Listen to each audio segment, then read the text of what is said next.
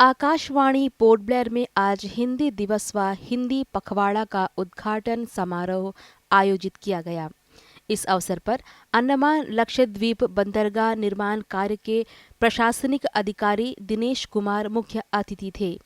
समारोह में दूरदर्शन केंद्र पोर्ट ब्लेयर की सहायक निदेशक व क्लस्टर प्रमुख तमिल सिल्वी, आकाशवाणी पोर्ट ब्लेयर व दूरदर्शन केंद्र पोर्ट ब्लेयर की सहायक निदेशक कार्यक्रम मीना प्रकाश, समाचार संपादक क्षेत्रीय समाचार एकांश एस मुरली, आकाशवाणी पोर्ट ब्लेयर के कार्यक्रम निष्पादकों सनम, जयशीला तथा ललिता तिग्गा, कार्यक्रम उद्घोषक जाकिर हुसैन तथा अन्य अधिकारियों एवं कर्मचारी मौजूद रहे।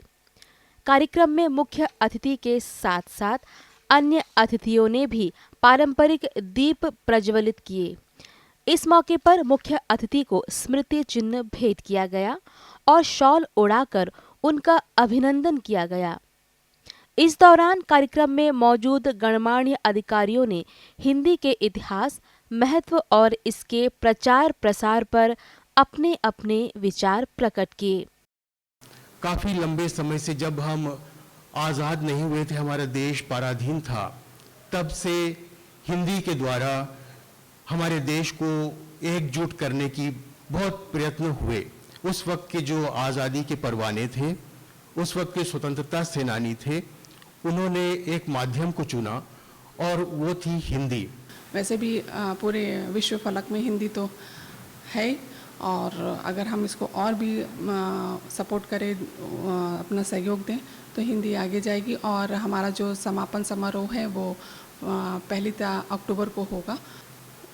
इसी के साथ ही 14 तारीख से स्वच्छता पखवाड़ा भी मनाया जाएगा, शुरू होगा, और वो भी 2 तारीख तक चलेगा। तो उसके लिए भी हम चाहेंगे कि सब हमारे जितने भी ऑफिशियल कलीग्स हैं उसमें बढ़ चढ़कर भाग लें, काम करें और अपना पूर्ण सहयोग दें।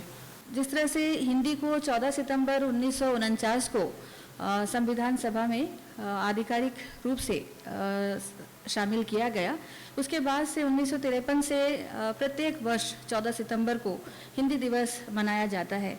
और जहाँ तक हमारे द्वीप समूह की बात है, हम संक्षेप में कहेंगे, क्योंकि हमारे द्वीप समूह में भी हर प्रांत से, हर राज्य से लोग हैं। यहाँ पर तमिल, तेलुगु, बांग्ला, मलयालम, कन्नड़ सभी राज्यों से लोग हैं, और ये एक लघु भारत है। और ये सबसे बड़ी मिसाल है कि यहाँ पर हिंदी ही संपर्क भाषा है और हिंदी से ही सभी लोग एक दूसरे से जुड़े हुए हैं।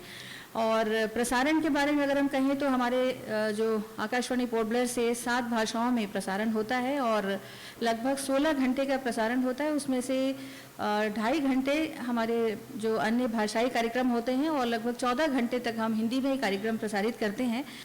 रोज तट तक आती जाती, नहीं कभी सीमा लांघती। रोज तट तक आती जाती, नहीं कभी सीमा लांघती। कभी मैं शोर मचाती तो कभी गुपचुप रह जाती। कभी मैं शोर मचाती तो कभी गुपचुप रह जाती।